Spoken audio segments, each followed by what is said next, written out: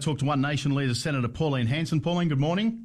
Good morning, Stephen. The March for Australia that took place on Sunday, clearly the Melbourne March was hijacked by a bunch of ratbags, but you were here in Canberra. What did you see? Yep, absolutely fantastic. There were some protesters when I actually arrived across from the main people who arrived for it. They were just carrying out ranting on when they saw me. I just turned and gave them a big smile and a wave. That was it.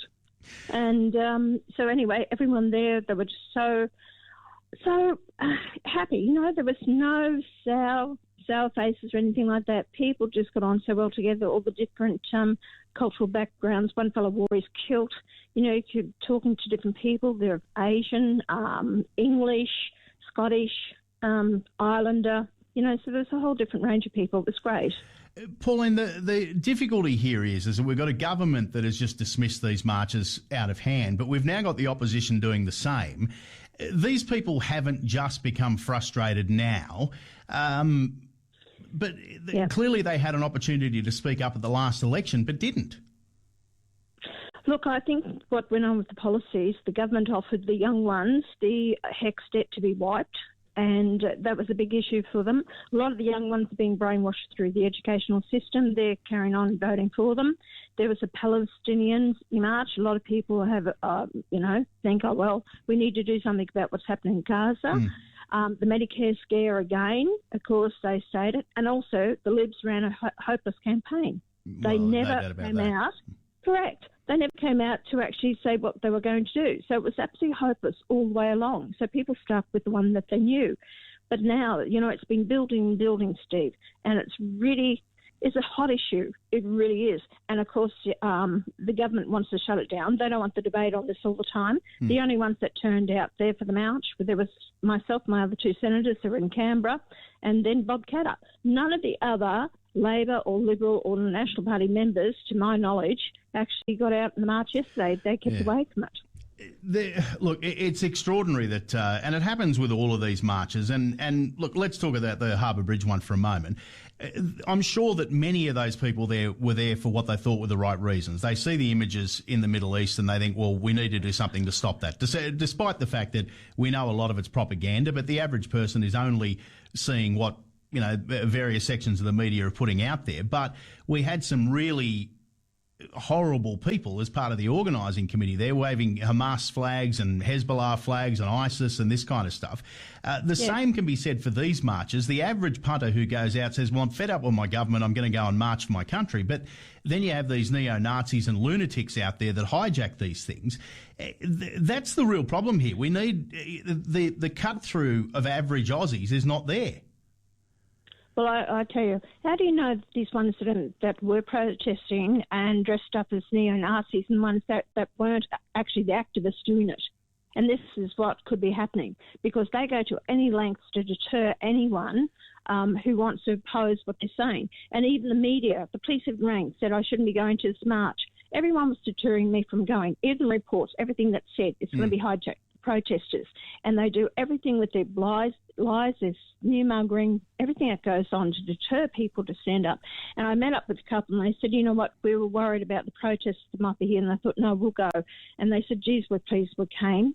People came from Wagga Wagga, or outside of Canberra, all around. So it's fantastic to see. And I encourage people, you know, if you want change in this country, then you have to do something about it. You have to be seen to actually protest against it. Yes, I agree with you. There appears to be a lot of people. I listened to what the reasons why they're in the march for Palestine across the Sydney Harbour Bridge, and it was their concern what happened there. But you ask some of these young ones who are in the march, who's Hamas? Who's Hezbollah? Oh, yeah, well, they don't know. That's right. You know, they have no idea. But I tell you what, people down well knew what they were there flying the Australian flag for, what it meant to them. Yeah. And well, it doesn't help with the Palestine stuff when the Prime Minister doesn't know which river and which sea. I guess you can't expect the average punter to either. Pauline, I want to touch on some of the things that came out of question time yesterday, particularly around Aboriginal funding. We spend hundreds of millions of dollars on Indigenous Australians every year. We've got 11 Indigenous politicians currently in the Parliament. But the Closing the Gap report shows that only 4 out of 19 targets are being met.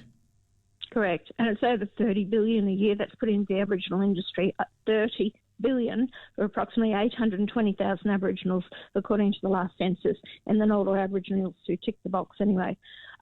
It's disgusting. I keep raising it all the time. I spoke about it yesterday morning on the floor of Parliament. Penny Wong didn't want me speaking on it. She wanted to shut it down. But anyway, I had my say. It's not going to close the gap, Stephen, as I keep saying to people. I've been involved with this topic for the last 30 years. I know what the hell I'm talking about. And the money is not getting to the Aboriginal people. They keep saying they're going to do all this funding. They're putting another $4 billion into housing for the Northern Territory, they stated last year. Now, you've got the health issue. They get all the health issue. They get what kids in rural and remote areas want to go to the schools. They actually put them in the best of schools. They have this education. But the kids are not being sent to school by the parents. You have domestic violence abuse, which is the highest in the Aboriginal communities because of the alcohol that they actually get in there, what they're paying for their alcohol. They're paying over $100 for a bottle of rum. Yeah. They're paying $150 plus for a pillow, which is one of those wine casks. Yeah. The money that they're giving us wasted on that. They get royalties they don't pay tax on. You've got 1,258 Aboriginal organisations that have not done reporting. They've got people on the boards that cannot read or write. It's so much nepotism, so much corruption. The whole thing needs a full investigation into it. It needs to have an inquiry where the money has gone all these years. And it needs to be taken out of the hands of these people where there's no reports done. Is it working? No, it's not. And they keep failing and they think, let's put some more money at it. I've had a gutful of it. Yeah, and I think, when people like Senator Jacinta Nampijinpa-Price call for audits of these land councils and they're ignored, it's pretty clear that something needs to happen. Pauline, always good to talk to you. We'll catch up again next week. All right. Thanks, Stephen. Bye.